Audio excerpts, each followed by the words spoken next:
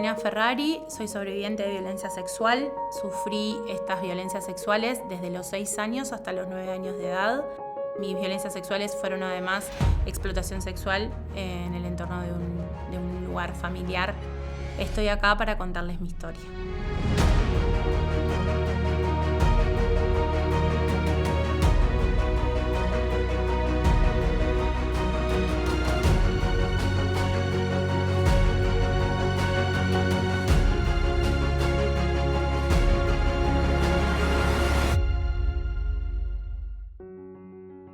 Uruguay tiene una definición legal en la ley 19.580, en el artículo 6, literal C, que específicamente establece la violencia sexual como todo acto de naturaleza sexual que violente los derechos de la mujer a decidir libremente sobre su vida sexual o reproductiva. Básicamente estamos hablando de actos de naturaleza sexual no consentidos sobre el cuerpo de lo que sería una víctima de un delito sexual. Se puede presumir la violencia cuando la víctima es menor de edad, sobre todo porque los niños, niñas y adolescentes no pueden brindar su consentimiento válidamente.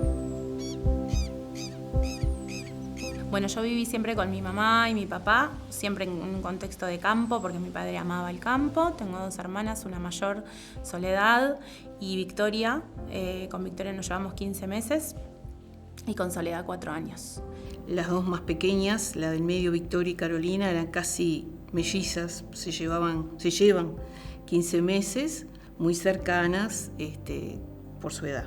Era una familia protectora, era una familia donde se conversaba mucho, donde no habían situaciones de violencia, donde sí habían muchos silencios, pero era una mamá que estaba muy presente. Soy asistente social y licenciada en registros médicos, pero siempre trabajé más como licenciada en registros médicos. Mi padre en realidad tuvo pinturería, después trabajó en facultad veterinaria, trabajaba en el tambo. Le gustaba mucho el campo, a Marcos le gustaba mucho el campo, a mí no mucho. Surgió la posibilidad, ya con la hija más grande de 1 año y medio, de mudarnos a un medio rural. Sufrimos como tantas familias COVID y él falleció hace 3 años, pero había un nexo muy cercano con sus hijas, siempre. Su abuela paterna no tenía una buena relación con ella. Era rechazada inclusive por su abuela paterna. Era una abuela bastante severa, que tenía mucha preferencia por mi hermana del medio. Siempre mi hermana iba para Santa Lucía, Canelones, que mi hermana tenía muy buen vínculo, incluso mi hermana mayor, y yo para Colón, que era donde estaba la familia de origen materno. Carolina había hecho una gran amistad con mi sobrina y visitaba la casa de mi hermana y se quedaba con ella. Durante las vacaciones escolares, mis padres siempre continuaban trabajando, entonces siempre por lo general iba a visitar a esta tía de Colón y me quedaba varios días en las vacaciones en su casa, a veces por más de una semana, y nos quedábamos ahí, sobre todo en vacaciones de verano y vacaciones de invierno. Bueno, mi adolescencia fue una adolescencia muy funcional a las organizaciones familiares. Era una adolescente que me levantaba, ayudaba en la casa, estudiaba mucho. Iba al liceo, nunca tuve problemas de conducta, pero siempre me autopercibía incómoda con mi cuerpo. Me tapaba mucho, usaba siempre mucho abrigo, incluso cuando hacía mucho calor. Siempre fui como de rechazar mucho a los varones, hasta que empecé a tener amigos. Y Gonzalo fue el primer varón con el que me empecé a vincular como desde un lugar como mucho más sensible, tenía como otra sensibilidad. Empezamos a ser novios en 6º de liceo o un poquito antes. Empecé a estudiar magisterio al salir del liceo y ese año quedo embarazada. Y me hacen una ecografía y nos enteramos que venía Caetano en camino, con 14 semanas de embarazo. Inmediatamente Gonzalo, me acuerdo que me dijo, bueno, nos vamos a vivir juntos y no sé qué, y me planteó ahí como una historia de vida y nos mudamos juntos y hace 22 años que vivimos juntos. A los 6 años de Caetano llega Bruno y a los 6 años de Bruno llegó Sofía. Parece que lo hubiésemos planificado, pero se llevan exactamente la misma cantidad de años los 3 y bueno, y ahí estamos los 5. Bueno, a los 26 años me tomo un ómnibus y al ratito sube alguien que se sienta a mi lado y siento un olor, un perfume que inmediatamente que sentí ese olor empecé a angustiarme, a sentir como una presión en el pecho, no podía respirar. Empecé a llorar, le pedí para que saliera de al lado mío, la persona por supuesto no entendía nada, decidí bajarme y empecé a vomitar, a tener como un episodio de vómito en la calle y siento que me vino como un ataque de pánico porque no podía dejar sentía el ahogo. Hubo un tiempo que ella estaba como muy desbordada emocionalmente, eso la llevaba a sentirse mal también físicamente, se descomponía. Hace poco le había pasado este episodio del ómnibus y bueno, y ahí me pudo contar. Ese año empecé a tener varios episodios de sentirme mal, incluso en el trabajo. Yo ya trabajaba dando clases, tuve un episodio de desmayo dando clases, empecé como con una parálisis facial después, dolores de cabeza, tenía dificultades para dormir. Entonces, en un momento, por orientación de un médico que ya había pasado por varias revisiones médicas, me dice de que se había pensado en algún momento hacer terapia, que estaba con mucho estrés, y ahí decido empezar terapia. Y creo que hubo un quiebre cuando la psicóloga me dice que en vez de ir una vez por semana tenía que empezar a ir 2. Y primero me enojé un montón con la psicóloga por esa decisión y después me acuerdo el día donde salió como una develación bastante importante. En esto de ir desarmando el episodio del ómnibus y por qué ese olor me había descompuesto, me acordé del olor de este adulto y empecé a identificar la primera vez que este adulto me había obligado a quedarme a solas con él en un espacio y me decía que íbamos a jugar a un juego y que ese juego solamente iba a ser un secreto entre él y yo, y que era un juego que no le podía contar. Nuestro cerebro funciona guardando aquella información que tiene sentido. Y no tiene sentido para el cerebro que quien te tiene que cuidar te dañe.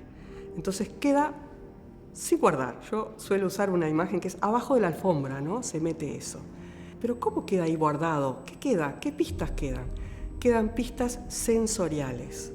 Cuando ese adulto que fue niño y sufrió una situación abusiva toma contacto con algo que llamamos disparador, ¿no? Sensorial, como puede ser un perfume, como puede ser un sonido, se activan las memorias traumáticas y esa persona vuelve a vivir, no a recordar, a vivir emociones, sensaciones, como si estuviera sufriendo el abuso sexual.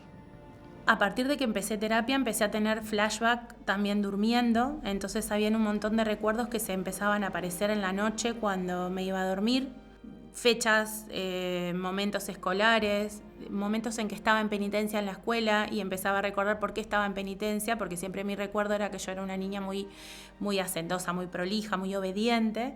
Y cuando empecé a pensar por qué estaba en penitencia, empecé a acordarme que siempre estaba en penitencia porque dibujaba penes. Yo iba a una escuela religiosa, entonces era como una ofensa muy grande. De hecho, en la adolescencia tuve un diario íntimo y cuando lograba escribir algo que tenía que ver con esos recuerdos, lo rompía y lo quemaba en la estufa, como para que nadie lo encontrara.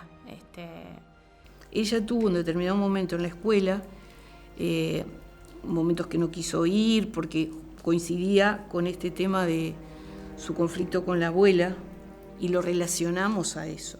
Ninguna maestra me llamó para decirme que te llamaba la atención los dibujos que hacía. Nunca tuvimos esa información, jamás.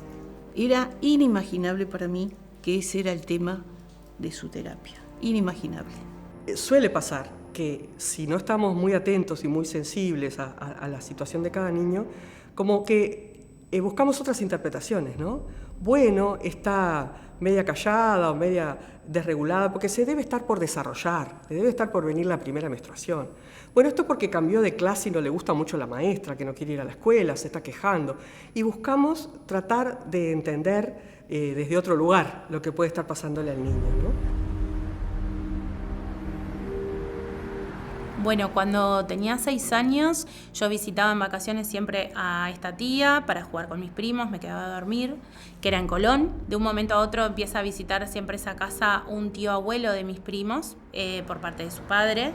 Eran 3 niños los que vivían en esa casa. Siempre recuerdo los episodios estando con solamente una integrante de esa familia, que era mi prima. Había como la percepción de que este señor iba a venir porque nosotros nos preparábamos, nos íbamos a bañar, nos cambiábamos de ropa, nos poníamos ropa de salir. Entonces lo que yo hacía era vaciar el ropero que había en esa habitación y me escondía adentro. Y le habíamos atado un cordón de un champión a la perilla del ropero para cerrar la puerta del lado de adentro, con la fantasía de que si nos escondíamos ahí no nos iba a encontrar y entonces nos íbamos a ir de paseo. Me acuerdo perfecto el día que descubrimos que se podía sacar el palo de colgar las perchas, porque nos dimos cuenta que entrábamos más de una. Y nos consolábamos mucho entre las dos, o sea, la mayor acompañamiento, el mayor sostén lo teníamos entre nosotras. Recuerdo también que íbamos a un parque, el Parque de la Francesa de Colón, que era un parque que me acuerdo porque tenía muchos árboles y corríamos y nos escondíamos. Nos encontrábamos con este señor y nos tomábamos un taxi en el cual mi tía no viajaba. Ella nos acompañaba hasta el lugar o quedábamos en un lugar y ahí se daba el encuentro. Y íbamos a una casa, que supongo que era la de él, no sé. Recuerdo a este señor y recuerdo que además tomaba cocaína, que eso me acuerdo mucho, que yo sabía que era eso. Y en esos momentos él abusaba de nosotros. Empezó siendo episodios de tocamiento, o nos obligaba o me obligaba a tocarle y demás, pero después ya esa violencia empezó a acrecentarse. Sobre todo lo recuerdo más crudo cuando yo ya estaba en tercero de escuela, que tengo como los recuerdos mucho más elaborados. Y después a la vuelta volvíamos al parque y del parque volvíamos con mi tía para la casa de ella. Después en otros episodios esto sucedía que él se quedaba al cuidado nuestro en esta casa. Esta tía se iba del lugar y nos dejaba con él, donde ahí ya hubo una violencia sexual sistemática, o sea, empezamos a tener más días que él nos visitaba. Primero recuerdo que era como más esporádico. Después de esos episodios nos llevaba a pasear, nos llevaba a comer un helado, a comprarnos un regalo. Después recuerdo episodios donde yo estaba sola, momentos donde no me sentía bien físicamente, me sentía enferma, donde tenía fiebre. Y recuerdo el dolor del cuerpo. El dolor del cuerpo y no saber qué pasaba en mi cuerpo, pero sí ese dolor físico, de agotamiento y la sensación de ahogo. Y de hecho hubo un episodio que me lo acordé muy claramente, que fue un personal médico, no sé, alguien a atenderme a mí físicamente en ese lugar donde yo estaba. No fuimos a un lugar, a una mutualista o a un lugar a atenderme, no, iba alguien, me atendía y en ese momento y se iba. Entonces lo que pude elaborar en la adultez es que incluso en alguna ocasión yo pernocté en algún lugar que no fuera la casa de mi tía, hasta tanto me recuperaba y volvía. Y mi tía fue una persona que trabajó toda la vida en la salud y sobre todo con mucha experiencia y con muchos saberes, muy respetada en el ámbito de la salud y con muchos vínculos en la salud. Yo a esta tía siempre le conté lo que este señor me hacía. La primera vez que se lo conté, él me llevó en un taxi y cuando llegué recuerdo que fui y la busqué. Ella estaba en su cuarto y le dije lo que este señor me había hecho, a lo que habíamos jugado, y ella me dijo que ella se iba a encargar y me mostró su vestido de novia para que me sintiera mejor y me dijo que me lo podía probar. Entonces creo que ese cinismo y esa omisión de cuidados que se prolongó tanto tiempo, ella tiene que estar enterada de lo que nos pasaba y de hecho nunca hasta hoy se lo dijo a mi madre. Cuando son un poco más grandes, en general, son más explícitos y pueden buscar en su adulto protector un cuidado o por lo menos una explicación para cotejar la información. Si son creídos, bueno, los damos por protegidos, pero lamentablemente muchas veces por distintas razones, ¿no? O porque están involucrados en la situación de abuso, dolorosamente, o porque les cuesta mucho, les rompe la lógica de su cerebro, ¿no? En creer que ese niño pueda estar sufriendo abuso sexual por parte de alguien que es conocido, que es querido inclusive, ¿no?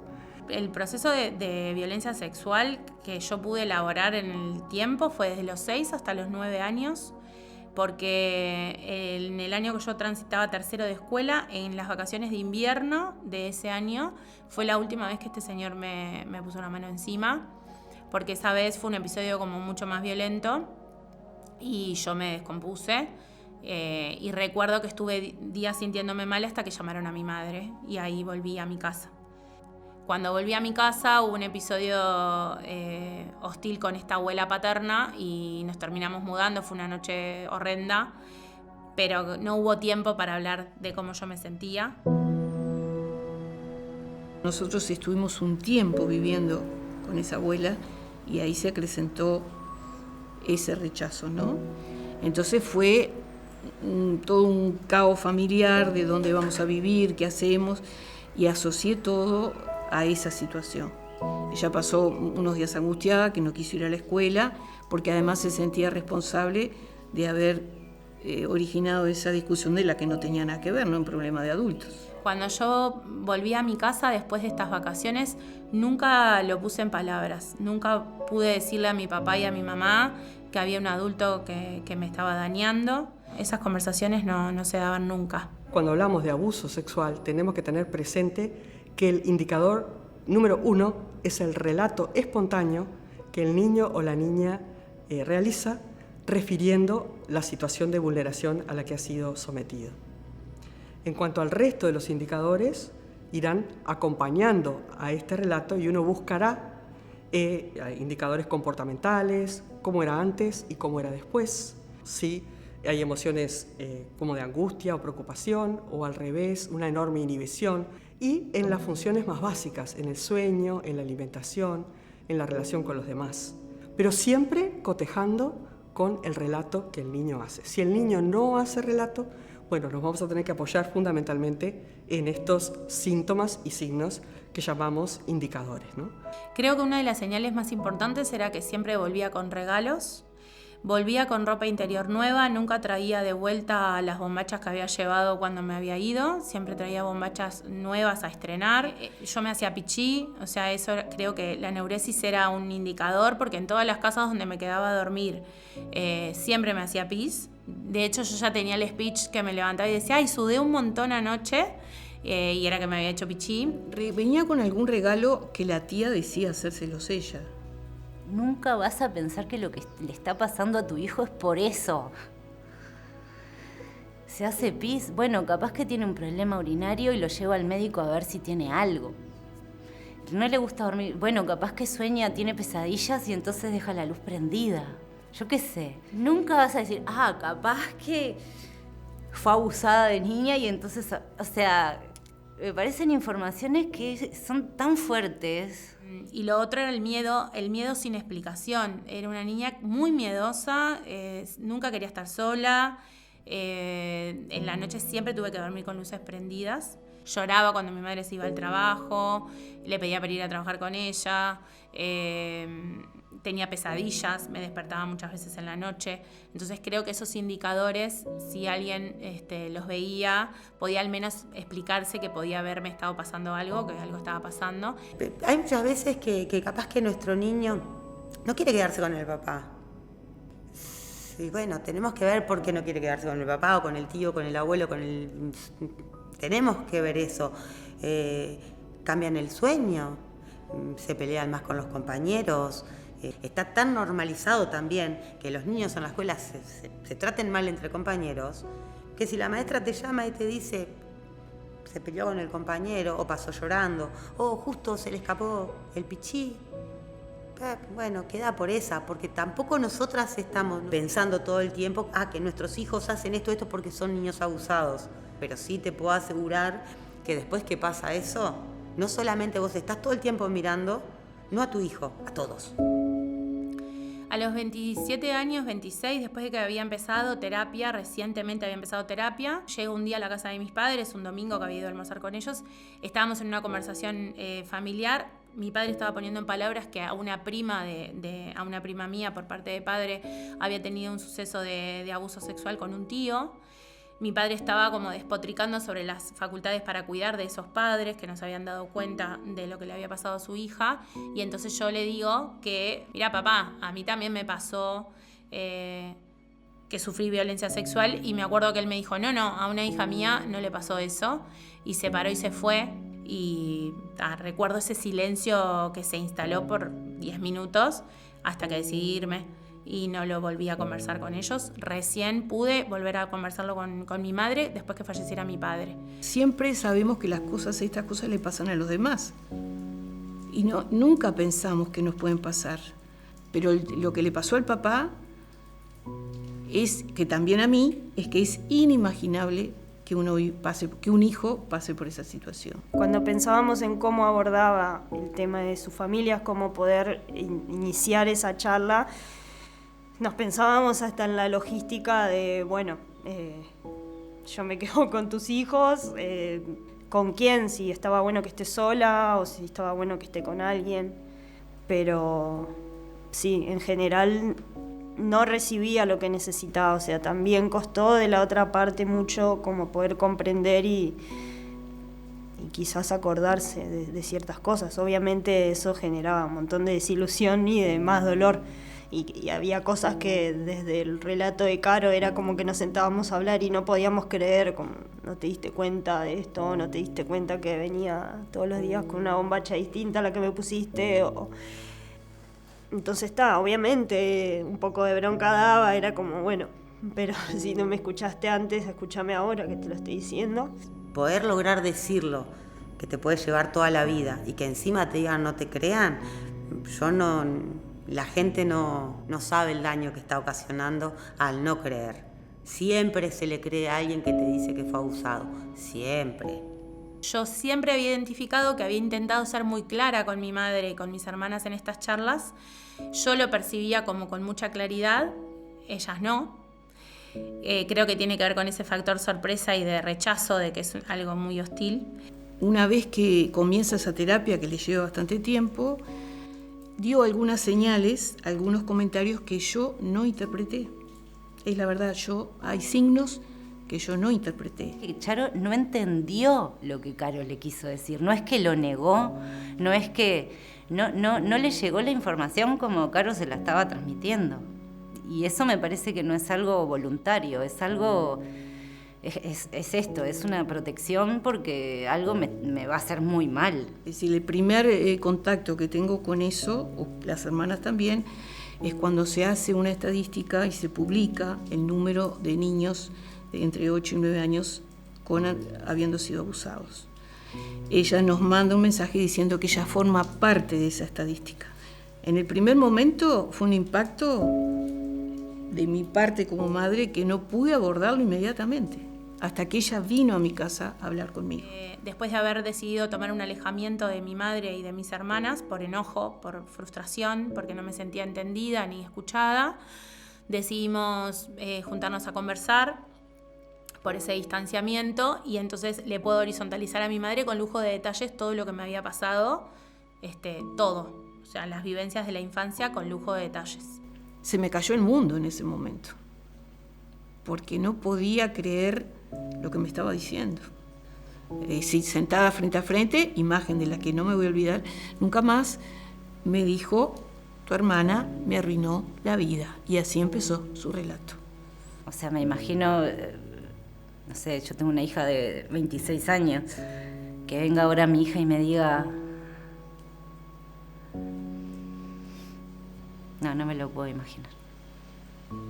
Uno siempre tratando de que sus hijos no pasen determinadas situaciones, pero obviamente no podemos controlarlo todo. Y eso que parecía, tal vez, no sé si obvio, pero que había pasado, que había dado signos y yo no los había captado, es muy difícil de manejar.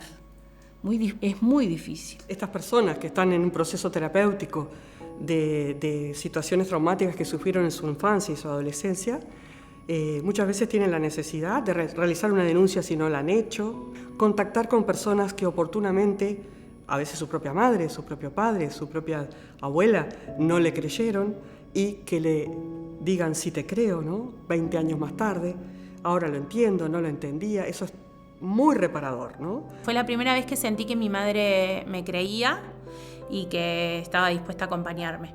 Mi madre lo primero que hizo fue cortar vínculo con su hermana, que era un vínculo que seguía sosteniendo, y entonces eso lo vivo como un acto de lealtad y de validación. La relación con mi hermana nunca fue una relación excelente, digamos. Con los años esa relación se fue empeorando. Yo mantuve la relación porque yo tengo muy buena relación con mis sobrinos y bueno, estuvo muy enferma. Ayudé a cuidarla porque no tenía quien la cuidara. Ayudé a mis sobrinos a cuidarla Más allá de algunos ruidos que hubieron siempre en el vínculo de mi madre con su hermana, siempre fue una persona que frecuentó mi casa en cumpleaños, en reuniones familiares. De hecho, el día que falleció mi padre, ella estaba ahí. Y para mí siempre era como, bueno, soportar, ¿no? Y después llegar a casa y hacer catarsis con mi compañero. Pero nunca pude en ese momento, estando ahí con ella, decir, che, que se vaya. Sí, hace ya muchos años que yo corté vínculo con ella. O sea, conmigo nunca fue a mi casa. De hecho, nunca quise que tuviera vínculo con mis hijos, con ninguno de ellos. Lo intentó mucho, me llamó muchas veces, que tuve que bloquear teléfonos, desenchufar el teléfono, porque intentó por mail, por un montón de mecanismos vincularse conmigo, y siempre le dejé claro que no quería tener ese vínculo con ella. Obviamente que se termina todo el vínculo a partir de que me entero de esto, no hace tanto tiempo, ¿no? Decidí mandarle un mensaje, grabé un audio en el que le decía que si quería saber qué era lo que me pasaba tenía que pensar en qué había sucedido 30 años atrás. Y bloqueé nuevamente su teléfono. Sé que lo escucharon otros familiares, pero no quería recibir ninguna respuesta de ella, ni escuchar nada, ninguna explicación que venga de su parte. No sé si está bien o está mal, pero no lo quiero hacer. Sentí que fue el primer hecho de justicia familiar, de poder nombrar a la persona que yo siento me exponía a estas violencias y nombrar al abusador. Era un individuo que me daba rechazo, pero no sabía por qué, no supe interpretar por qué, simplemente me daba rechazo. Para mi sorpresa, cuando yo conté y dije el nombre del abusador, las reacciones fueron, sí, claro, él ya tenía un perfil, siempre se decía que él se metía con las niñas, siempre te llamaba te hacía esto, venía a la UPA y estábamos en su UPA. Porque de hecho él decía que nos iba a visitar porque le encantaba tener nietitas, porque él no tenía familia y era un señor solo. Recuerdo un evento que era unas fiestas, que no sé si era Año Nuevo o Navidad, sé que habían fuegos artificiales y estaba todo oscuro, habían apagado las luces afuera de la casa y adentro solamente prendía y apagaba el arbolito que estaba muy cerca de la chimenea. Y salimos todos y yo iba a salir y se cerró la puerta y cuando miré para mi derecha estaba este hombre allí. Y bueno, y obviamente me violentó sexualmente y toda mi familia estaba afuera. Nadie se dio cuenta que yo no estaba mirando los fuegos artificiales. Y de hecho después vinieron todos adentro, prendieron las luces y nos pusimos a comer el helado. Y nada, recuerdo que seguimos como siempre. No pasó nada. Yo hace pocos días pude conversarlo con mi primo, el hijo de esta señora. Su reacción fue importante porque me validó lo que yo le estaba contando e incluso hizo hincapié en el lugar que ocupaba este hombre en esa época como un señor degenerado, esa fue la palabra que usó. Y a partir de eso, obviamente a él le generaba mucha dificultad poder pensar a su madre vinculada a una situación de violencia sexual. Pero a partir de eso sí pudo tener algunas conversaciones con su familia.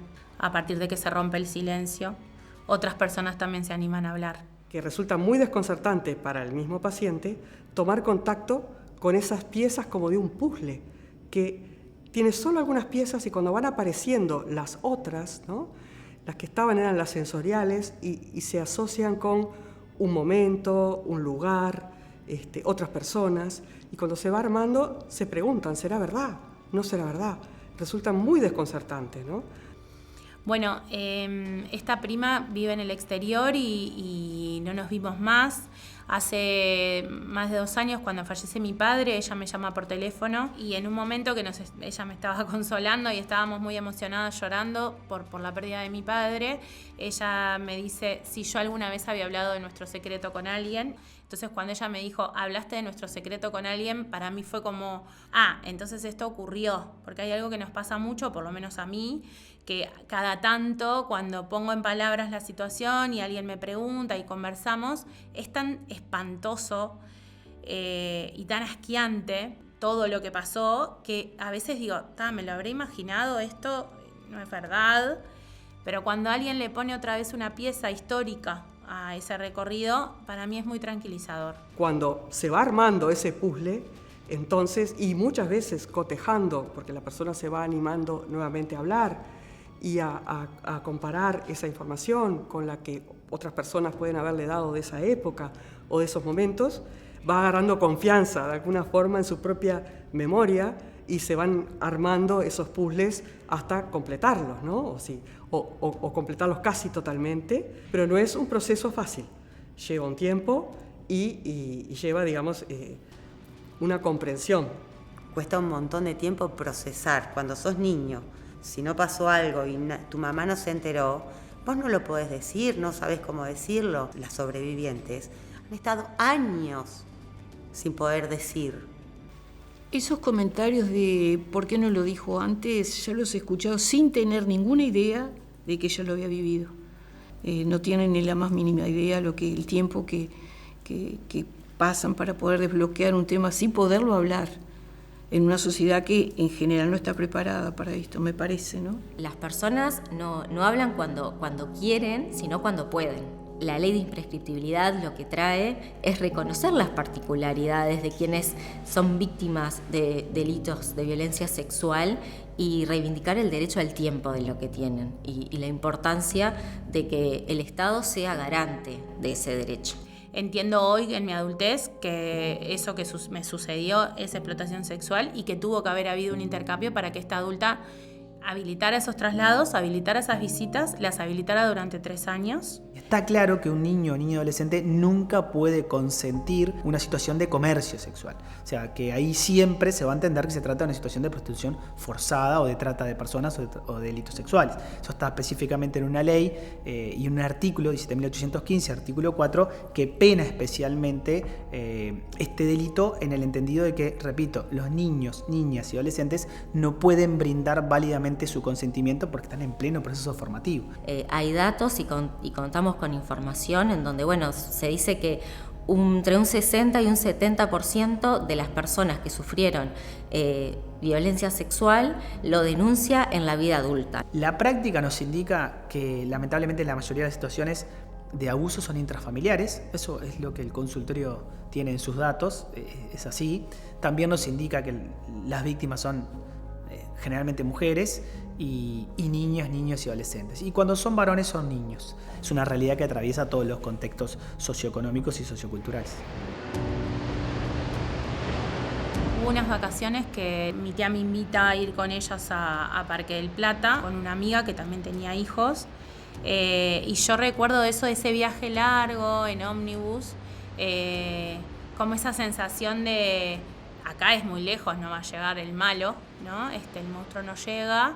Y de una tarde estar jugando afuera a las escondidas y ver que en la portera había una persona parada y cuando lo vi de espaldas me hice pis. Usaba como un traje, como una campera formal, beige, cerrada hasta arriba con un pañuelo y un pantalón de vestir y zapatos mocasín y me llevó a pasear por Parque del Plata.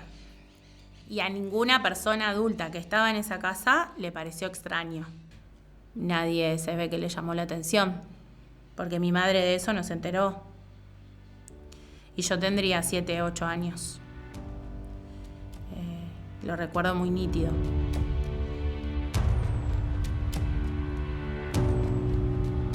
El abusador murió, yo ya estaba entrada en mi adolescencia, me acuerdo perfecto ese día porque me enteré que había muerto de una enfermedad terminal. Lo recuerdo porque para mí fue un alivio, la sensación de alivio de que ese ser ya no estaba vivo. Yo nunca más lo había visto. No sé en qué contexto murió, pero sí sé que murió de cáncer.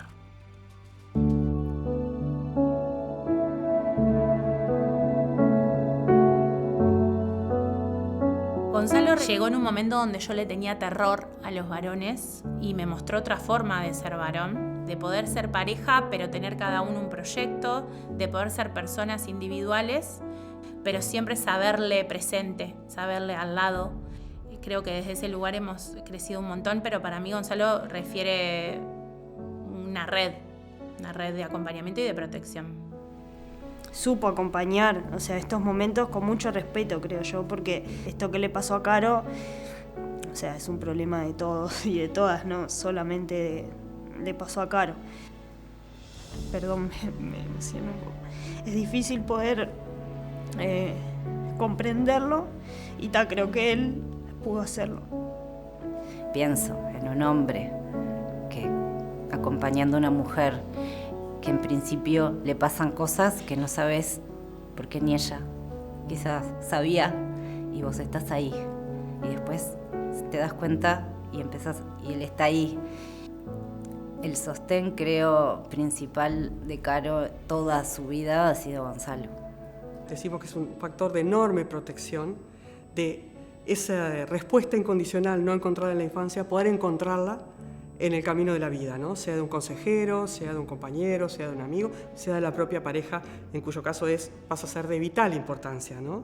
Porque todo, el amor sin duda, el respeto, el cuidado y la paciencia pueden rescatar a esa persona niña dañada, niño dañado, y una reparación total, lo decimos así, ¿no? Podemos decir, esto terminó, se guardó, por eso usamos el concepto de memoria, ¿no? Quedó guardado, ahora esto es otra cosa, ¿no? Yo siento una admiración como ser humano por Gonzalo, por haberla acompañado. Fue el único que la acompañó, de la familia, porque ni sus hermanas ni yo, que soy la madre, estuvimos. Fue el único que estuvo. O sea, las madres de hijas abusadas sexualmente somos violentadas todo el tiempo. Todo el tiempo. Y por instituciones, por el vecino, por la familia, todo el tiempo. O sea, a las violencias que sufren todas las mujeres, también sumale esa. Que encima tenés un hijo abusado, no sabés qué hacer y te siguen tratando mal. ¿Cómo no te diste cuenta? ¿Y vos dónde estabas? Mirá, claramente cuando pasan cosas, yo no estoy en el mismo lugar. Porque si no, eso no sucede. Ese es el primer comentario que hace todo el mundo frente a una situación que pasa en la calle donde dice, ¿dónde están los padres? Y la sociedad enseguida condena a la madre sobre todo, ¿no? La madre siempre tiene la culpa de todo. Y no es así. Es tan doloroso creerlo que bajamos la persiana. Y eso, si no hay una insistencia por parte del niño, de la niña, del adulto después, queda baja porque es mejor así. ¿No? Mejor, es tan doloroso aceptar que es de otra forma que prefiero no. Cuando años después nuevamente es confrontado, decimos que caen a veces todos los velos, ¿no? Sí, me dio esta pista, y de repente, como efecto dominó, todo de golpe, veo cómo fue y lo creo absolutamente. Creo que en la actualidad, que estoy integrando Proyecto ICOBE, que es un espacio como de militancia y acción en referencia a las víctimas y sobrevivientes de violencia sexual que integramos ese colectivo, he podido trascender el lugar de víctima. Y también puedo animarme a hablar de esto sin la sensación de culpa o sin la sensación de que estoy dañando a un otro. Y eso me da mucha paz. También he podido conversar con mis hijos horizontalmente de esta situación, habilitar que me puedan preguntar. Digamos, lo que da la pauta de que el proceso está cumplido es el bienestar que el paciente siente al final, ¿no? Que de eso se trata, el proceso terapéutico, ¿no? Que aquello quedó guardado, quedó en el lugar correcto guardado y mi vida sigue, ¿no? Desenredada de todo eso que estaba abajo de mi alfombra.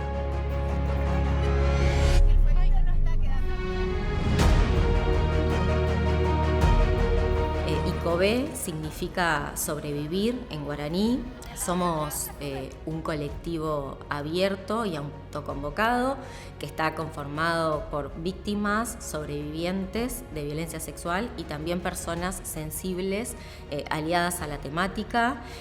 Creemos muy importante, sobre todo, hacer incidencia hacia la elaboración de las políticas públicas en la temática. Tenemos 3 ejes de abordaje que tienen que ver con la prevención, la reparación y la justicia. Hay protocolos ya en las mutualistas, en los servicios médicos, primaria, secundaria, ¿no? Para estar atento a ese tipo de situaciones. Cualquier persona puede poner en conocimiento de la Fiscalía General de la Nación un hecho de apariencia delictiva. Después es la autoridad judicial y administrativa, o sea, Fiscalía y Perjudicial, la que toma las medidas de protección y la que lleva adelante la investigación. La persona lo que hace, su responsabilidad se cubre poniendo en conocimiento de la autoridad administrativa y judicial. Existe, no se aplica. Que eso también es muy violento.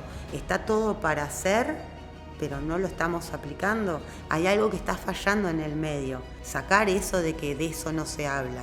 Sí, de eso se habla, se tiene que hablar, porque las consecuencias de un abuso sexual a los gurises son tremendas.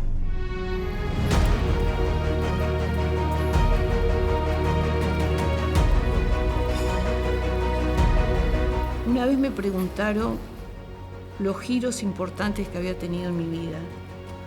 Y si hoy me preguntaran de nuevo, ¿qué giro sería esto, no? Esto es algo que te cambia la vida definitivamente. Es parte de nuestra historia familiar que no lo puedo cambiar. Ojalá lo pudiera cambiar, no lo puedo cambiar. Entonces es un antes y un después. Yo creo que estoy acá poniendo voz en esto porque esto me pasó a mí, esto me define a mí, pero creo que es una herida colectiva. Creo que en Uruguay la situación de la violencia sexual es estremecedora. Entiendo que cualquier persona que me escuche puede entender qué le puede estar pasando a una hermana, a una hija, a una pareja. Entiendo que alguien que haya sobrevivido a esta violencia puede decir, ay, esto me hace acordar a alguien, voy a buscar ayuda, voy a empezar a decirlo. Y también porque creo que nosotros tenemos que aprender a escuchar y a mirar, porque estamos acostumbrados a silenciar. La develación siempre ocurre, pero si las personas que escuchan la develación no están atentas, la develación se apaga de vuelta y el aislamiento y la soledad vuelve. Entonces creo que es importante que esto ocupe lugares, que esto se escuche y que nos invite a conversar, a intercambiar.